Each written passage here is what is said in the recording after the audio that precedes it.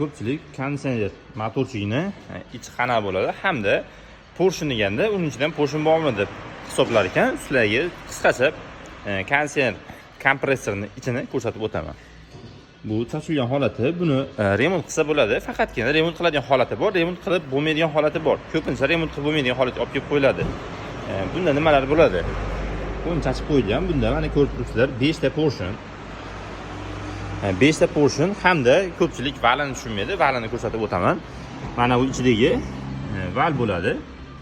Mana bu kichkina detallar porshun bo'ladi. Mana bu gilza bo'ladi. Bunda ham motorga o'xshagan gilza bor. Gilzalar silinib ketadi. Ya'ni mana bu joylarga yo'l tushadi. Shuna hisobiga porshunlar qisib qoladi. Mana bu ichkaridagi valni, mana bu o'rtasidagi o'q addenniy, mana bu atrofidagi val addenniy aylanib ketadi. Bu aylanishdan oldin mana bu val yiladi. Ko'rdingizmi, kiladishga o'xshagan ichkarida detallari bor. Xuddi motor prinsipida ishlaydi, faqatgina detallari boshqacha bo'ladi. Shuni hisobiga mana bu joyda yo'q qolmaydi, gilza qisib qoladi. Porshun alyumin bo'lmaydi, plastmassa, ya'ni tekstolit hisoblanadi.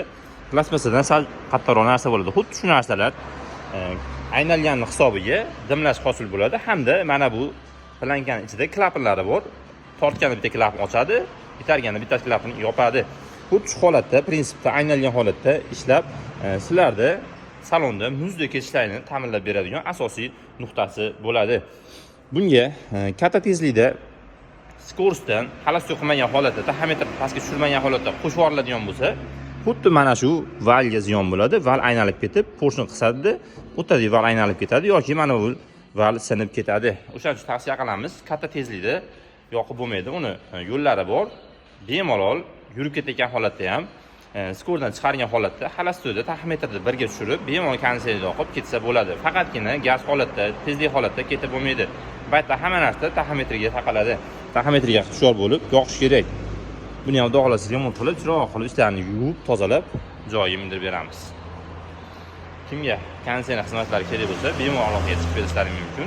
Xudo xolasa, barcha turdagi mashinalarga konditsioner zapravkalarimiz ish faoliyatida.